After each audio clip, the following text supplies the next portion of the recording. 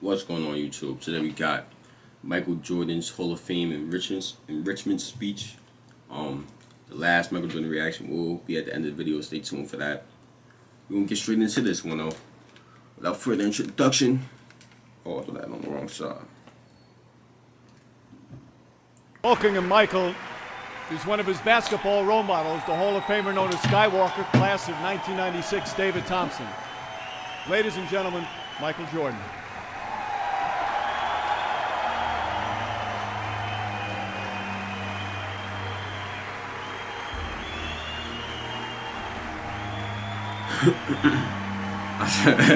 Yo, I ain't gonna lie. Like, I know it's part of maturing, bro, but I don't like public speaking or having to make a public statement or anything like that. I hate speaking in front of people, in person at least.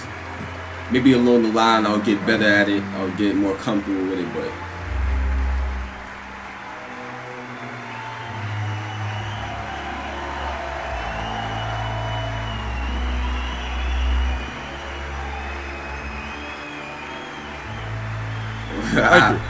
Emotional. Everything, I'm saying that's all the work you don't put in, all the blood, sweat, and tears, late nights, early mornings, like, come on. Thank you. Yeah, that'll do it to you. That'll definitely do it to you, my brothers and sisters. Ooh, I got a fault. Yeah, my fault. It's not the time, but.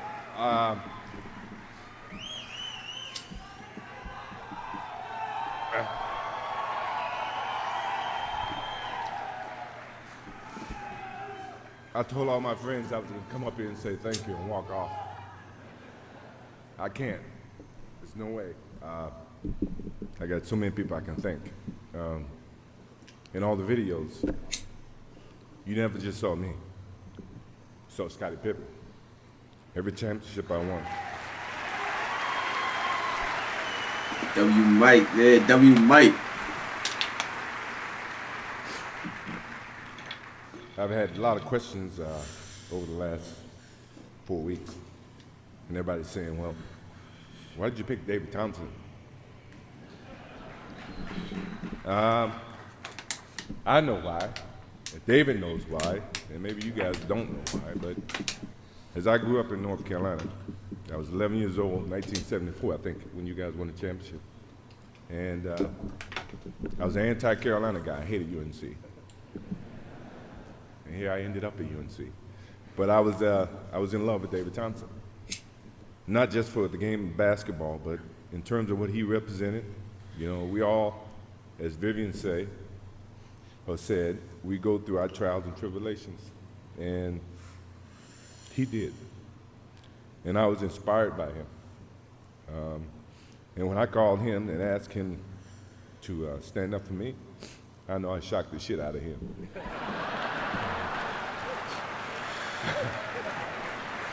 I know I did.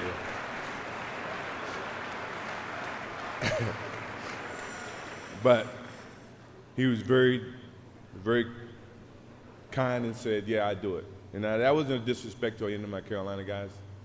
They all know that I'm true blue Carolina guy to the heart. You know, Coach Smith, Larry Brown, Sam Perkins, James Worthy, you know, all of those guys. Well, it all starts with my parents. You guys see all the highlights. What is it about me that you guys don't know?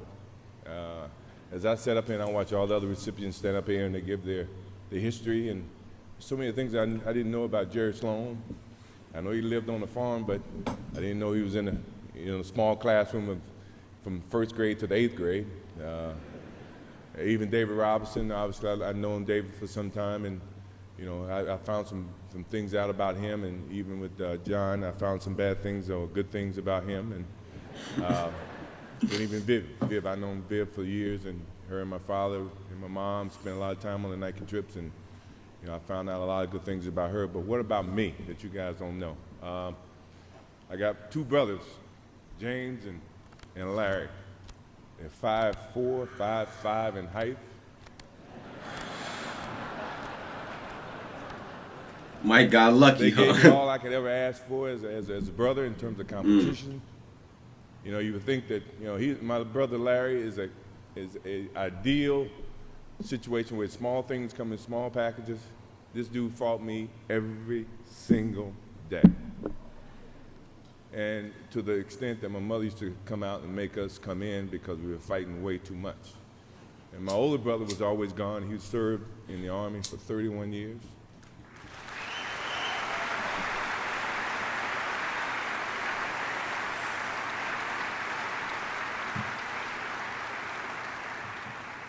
And the competition didn't stop there.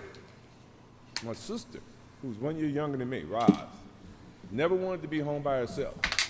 She took classes, extra classes, to graduate from high school with me, to go to University of North Carolina with me, and to graduate prior than me. And you guys sit and ask me where my competition or my competitive nature came from. It came from them. It came from my older sister. Who's not here today, and my father, who's not here today. Obviously, he's with us and all of us. I mean, my competitive nature has gone a long way from the first time I picked up any sport. Baseball, football, ran track, basketball, anything that missed class, I played it. When you think about, you know, so they started the fire in me. You know, that fire started with my parents. And then, you know, as I moved on in my career, people added wood to that fire. Coach Smith, you know, what else can I say about him? You know, he's a legendary in his, you know, in the game of coaching. W coach, W coach, W And then there's Mike Leroy right now, Smith. man. Now, you gotta think that's a myth. Leroy Smith was a guy, when I got cut, he made the team on the varsity team. And he's here tonight. He's still the same 6'7" guy. He's not any bigger. Probably his game is about the same.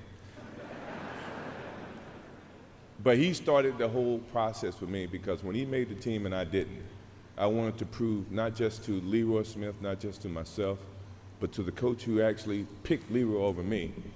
I wanted to make sure you understood you made a mistake, dude.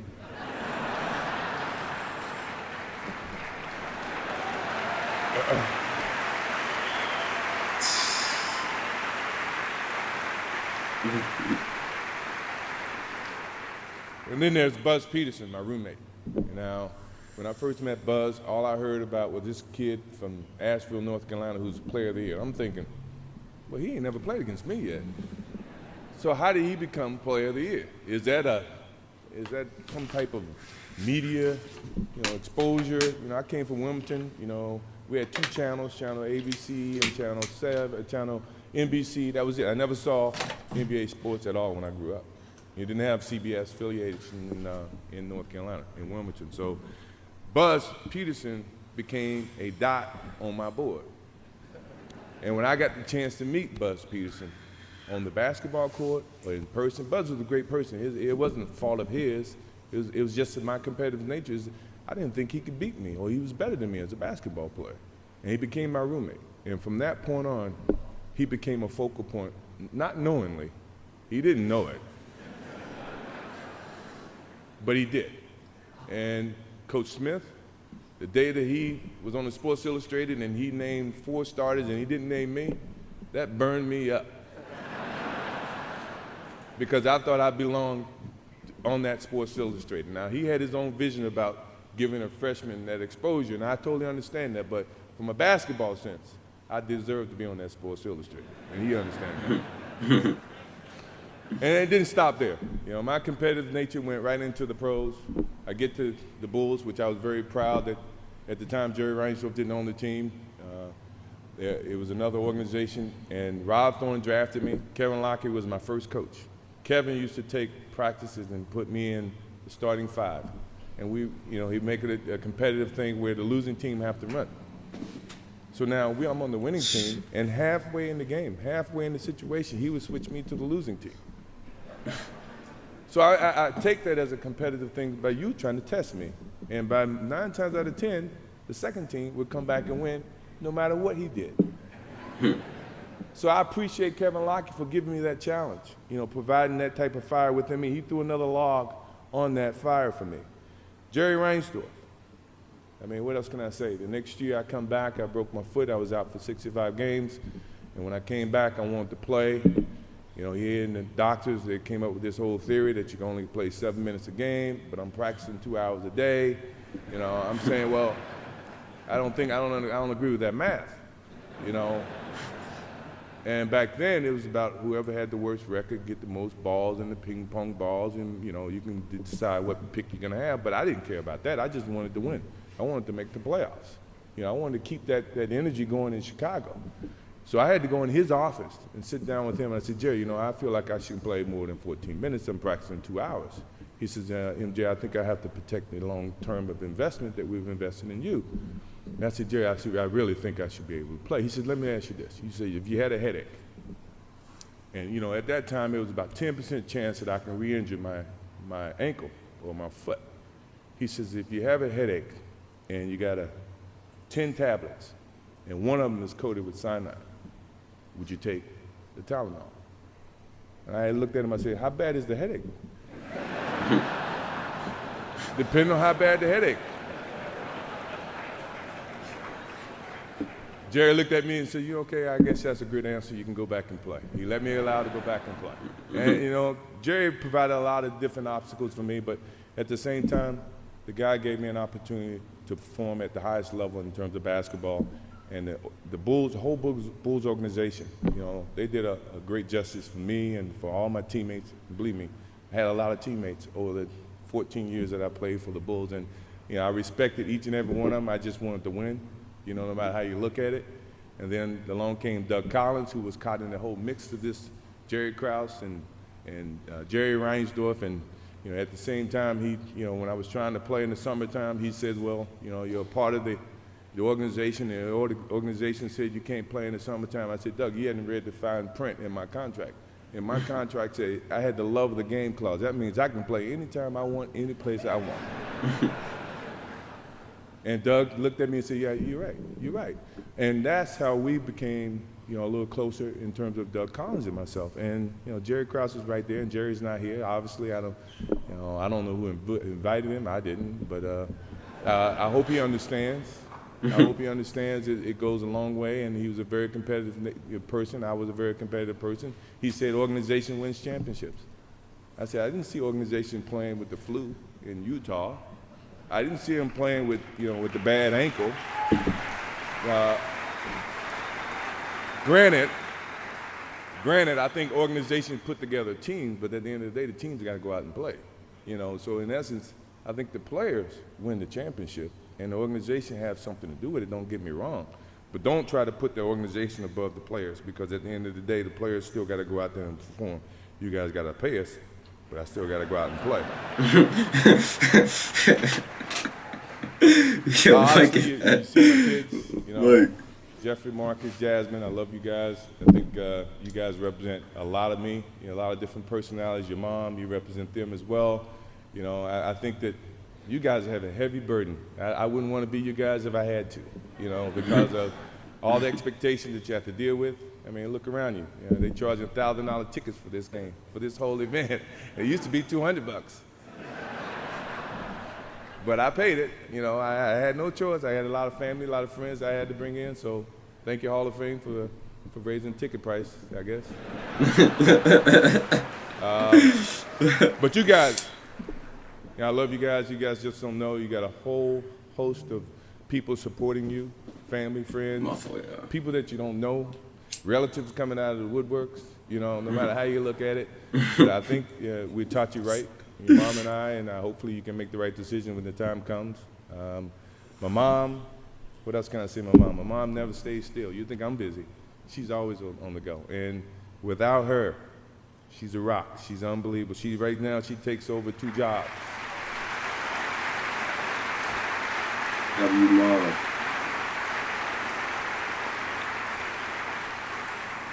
She's an unbelievable woman. I mean, if I got anybody that's nagging me each and every day, it is her.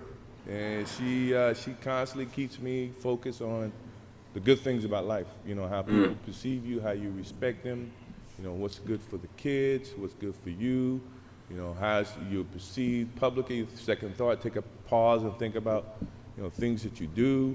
That all came from my parents, you know, it came from my mom. And she's still, at this stage, and I'm 46 years old, she's still parenting me today. And that's a good thing about that lady. I love her to death. I love her to death.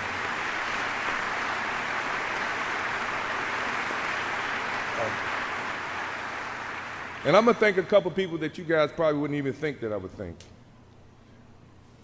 Isaiah Thomas, Magic Johnson, George Gervin. Now, they say it was a so-called freeze-out in my rookie season. I wouldn't have never guessed, but you guys gave me the motivation to say, you know what? Evidently, I haven't proved enough to these guys. I got to prove to them that I deserve what I've gotten on this level. And no matter what people may have said, if it was a rumor, I never took it as truth. But you guys never froze me out because I was just happy to be there, no matter how you look at it. You know, and from that point forward, you know, I wanted to prove to you, Magic, Larry, George, everybody, that I deserve to be on this level as much as anybody else. And I hopefully, over the period of my career, I've done that, without a doubt. You know, even in the Detroit years, we've done that.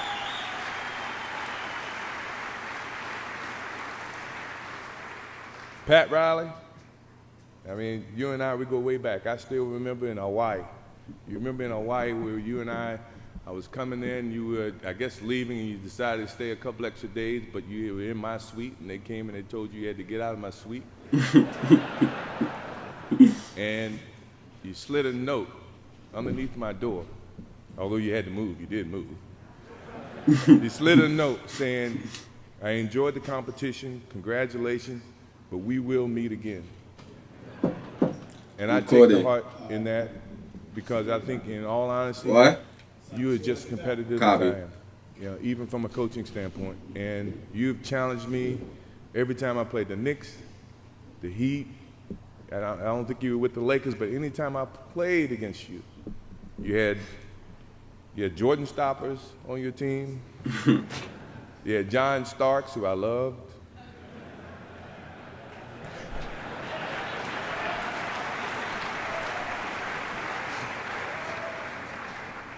You even had my friend Charles Oakley saying we can't go to lunch, we can't go to dinner because Pat doesn't believe in fraternizing between the two of us. And this guy hit me harder than anybody else in the league, and he was my best friend. Patrick Ewing, we had the same age, we came out the same time, but we couldn't go to lunch. Why is this? You think I'm gonna play against Patrick any different than I play against anybody else? No, no. And then you had your little guy who was on your staff who became the Knicks coach after you, Jeff Van Gundy. He said, I conned the players, I befriended them, and then I attack them on the basketball court. Where did that come from? I just so happen to be a friendly guy. I get along with everybody, but at the same time, when the light comes on, I'm as competitive as anybody you know. You know, so you guys, I must say thank you very much for giving me that motivation that I desperately needed.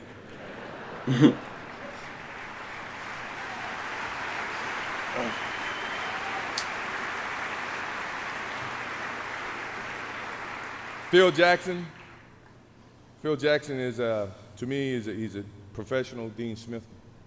You know, he challenged me mentally, not just physically.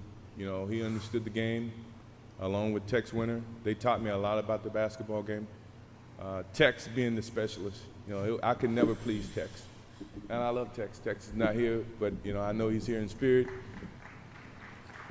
He is. I can remember a game coming off the basketball court, and we were down, I don't know, 5 to 10 points, and I go off about 25 points, and we come back and win the game.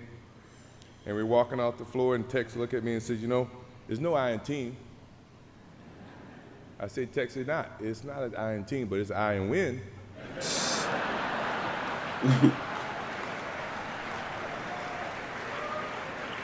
I thought he was gonna say it's an eminent E though. It's an eminent E in team. We play team format, we win. Yeah, that means I have to do whatever I have to do. We're gonna win, no matter how you look at it. And then you had all your media naysayers. Oh, scoring champion can't win an NBA title, or you know you're not as good as Magic Johnson, you're not as good as Larry Bird. You're good, but you're not as good as those guys. You know, I had to listen to all this, and that put so much wood on that fire that it kept me each and every day trying to get better as a basketball player. Now, I'm not saying they were wrong. I may have looked at them from a different perspective, you know. But at the same time, as a basketball player, I'm trying to become the best that I can, you know. And for someone like me, who achieved a lot in over the time of my career, you look for any kind of messages that people may say or do to get you motivated to play the game of basketball at the highest level, because that is when I feel like I excel at my best. And my last example of that, and the last one that you guys probably have seen, I hate to do it to him, but he's such a nice guy. And when I first met Brian Russell, John and Carl should remember this. I was in Chicago in 1994. I was working out for baseball. They came down for a workout and shoot around. I came over to say hello. And at this time, I had no thoughts of coming back and playing the game of basketball. And Brian Russell came over to me and said, "You know what, man, why'd you quit? Why'd you quit? You know I can guard you. If I ever see you in a pair of shorts, if I ever see you in a pair of shorts." You remember this, John? And so when I did decide to come back in 1995, and then we played Utah in '96, I'm at the center circle, and Brian Russell's sitting next to me, and I look over to Brian. I said, "You remember this conversation you made in 1994 about I think I can guard you, I can shut you down, I would love to play against you? Well, you about to get your chance." And believe me, ever since that day, he got his chance. I don't know how succeeding he was, but I think he had his chance, and believe me, I relished on that point. And from this day forward, if I ever see him in shorts, I'm coming at him.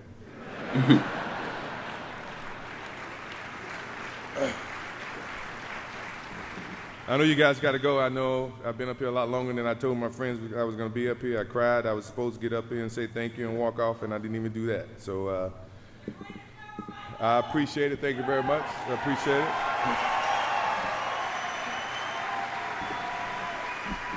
As I close, the game of basketball has been everything to me. My refuge, my place I've always gone when I needed to find comfort and peace. It's been a source of intense pain and a source of most intense feelings of joy and satisfaction, and one that no one can even imagine. It's been a relationship that has evolved over time and has given me the greatest respect and love for the game.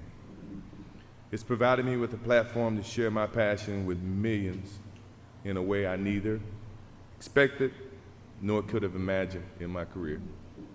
I hope that it's given the millions of people that I've touched the optimism and the desire to achieve their goals through hard work, perseverance, and positive attitude.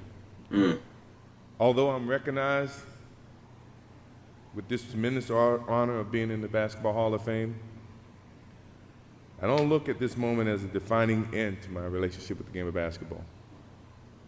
It's simply a continuation of something that I started a long time ago. One day you might look up and see me playing the game at 50. Oh, don't laugh. Don't. Never say never. Because limits, like fears, are often just an illusion. Thank you very much. Look forward to it.